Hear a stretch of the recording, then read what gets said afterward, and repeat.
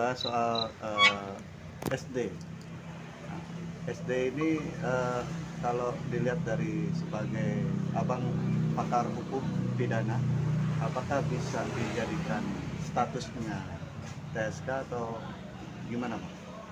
Ya, kalau untuk sementara ini, bahwa posisi atau status dari Sandra Dewi itu dinyatakan sebagai status orang yang melakukan tindak pidana pencucian uang secara pasif dari suaminya yang memang sudah dinyatakan sebagai tersangka sebagai tindak pidana pencucian uang secara aktif, ya kan?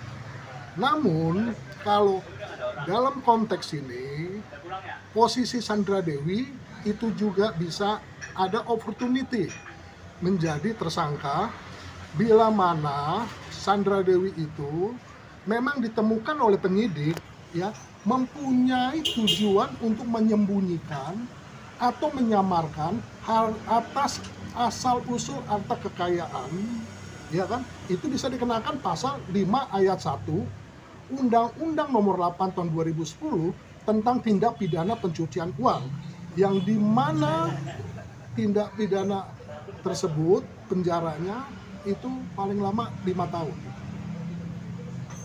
Bang, beberapa juga yang mengomentari terkait Sandra Dewi, kenapa sampai saat ini statusnya belum tersangka dan belum ditahan? Menanggapinya gimana, Pak? Ya Apakah karena penyidik belum... itulah pekerjaan rumah ya bagi penyidik untuk membuktikan secara valid ya ada nggak tren atau tujuan Sandra Dewi itu menyembunyikan atau menyamarkan. Saya rasa untuk seperti itu dulu. Bang, tapi kalau boleh dilihat nih terkait Sandra Dewi sendiri kan ini dia hanya dipanggil sebagai saksi dulu ya. Iya. Apakah nanti statusnya bisa berubah dari saksi menjadi tersangka? Itu ada kemungkinan. Berapa persen, Bang, kemungkinan? Kemungkinannya 50-50 ya. Bang, Salah satunya mungkin apakah penyidik harus menemukan satu celah atau alat bukti Ya tambahan? itu yang sebagaimana kalau kita mengacu ya kepada pasal 3 ya Undang-Undang Nomor 8 Tahun 2010 tentang tindak pidana pencucian uang, itu kan disebutkan di situ bahwa tindakan seseorang yang melakukan tindak pidana pencucian uang itu harus tertuang di dalam pasal 2 ayat 1, yaitu yang bertujuan menyembunyikan atau menyamarkan ya kan atas dari asal usul harta kekayaannya yang didapat dari tindak pidana. Ini beberapa netizen juga sudah berkomentar, banyak yang bilang Sandra Dewi itu setelah menikah sama Harvey Muiz gaya hidupnya hedon, Bang. Gitu. Nah, artinya bisa dibilang dari 2018 semenjak dia menikah sampai detik ini ketika terungkap sudah menikmati bisa dibilang ya uang dari suaminya gitu. Wah, kalau untuk itu saya no comment ya. Saya no comment karena itu adalah hak privasi orang ya. Jadi saya nggak masuk ke dalam wilayah itu. Bang, tapi ini kan terkait TPPU-nya ya. Artinya unsur yang paling cepat ketika seseorang diduga melakukan TPPU sendiri itu pasal berapa aja, Bang? Ya, kalau TPPU secara pasif itu pasal 5 ayat 1. Tapi kalau TPPU secara aktif itu pasal 3 dari Undang-Undang Nomor 8 Tahun 2010 tentang tindak pidana pencucian uang. Nah, untuk Sandra Dewi sendiri, case-nya bisa masuk ke pasal berapa, Pak? Potensinya pasal 5 ayat 1. Ya kan? Undang-Undang Nomor 8 Tahun 2010. Apakah bisa dilipatkan pasalnya atau dikenakan pasal berlapis? Itu tergantung penyidik, ranahnya penyidik. Tapi menurut Abang sendiri bisanya seperti apa, Bang?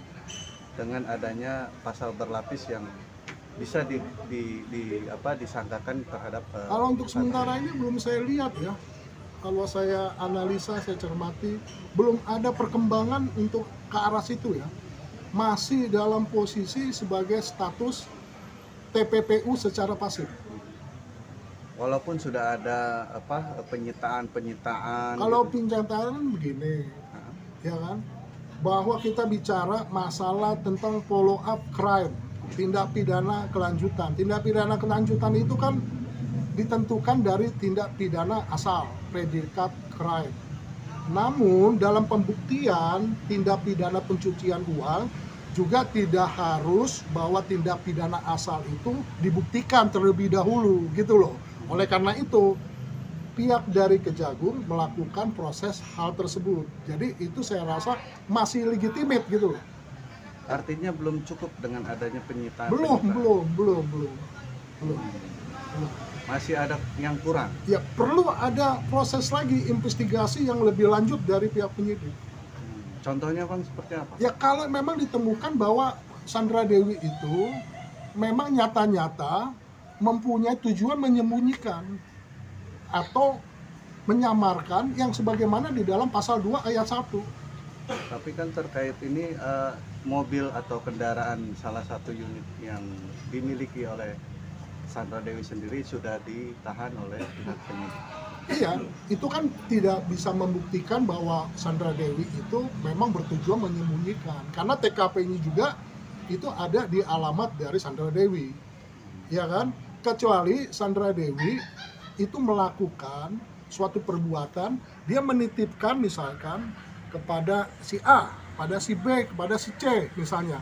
Nah, kenyataannya dalam investigasi tersebut ditemukanlah itu harta benda kekayaannya Sandra Dewi. Nah, itu baru bisa dijadikan secara potensi bahwa Sandra Dewi itu memang nyata-nyata bertujuan menyembunyikan gitu loh. Bang, terkait hadiah, ini bisa juga dibilang menyamarkan nggak sih? Tidak bisa dikatakan demikian. Alasannya kenapa Bang? Ya karena kan itu pemberian yang dimana dari pihak suaminya posisinya Sandra Dewi itu sebagai secara pasif gitu loh. Tapi kalau sudah ada bertujuan menyembunyikan, ya kan, atas asal usul harta kekayaannya, itu bisa diartikan secara aktif. Nah itu bisa dikenakan berpotensi dinyatakan sebagai TSK. Ya saya rasa untuk demikian ya.